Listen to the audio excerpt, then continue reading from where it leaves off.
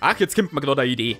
Heute bedient der Küchenchef das einfache Fußvolk mal persönlich. Eine Leberkassemi mit Mittelscharfen? Wer hat eine Leberkassemi bestellt? Warum lasst das nicht einfach bei mir da? Der rührt sich dann schon. Ha? Auf keinen Fall. So ein Kaliber muss frisch verzehrt werden, sonst wacht ja die ganze Semi auf.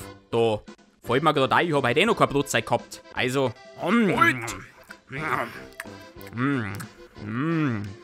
Mächtig gut.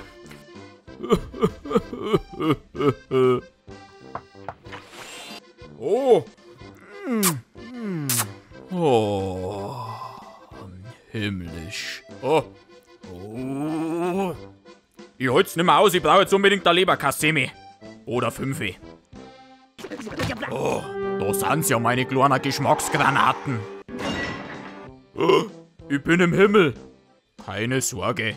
Papa ist ja da und lasst euch nimmer allein. Helmut? Helmut, bist du das? Ja, was treibst denn du so früh da? Ich richt bloß schon mal einen Obersten für morgen her. Und was machst du da?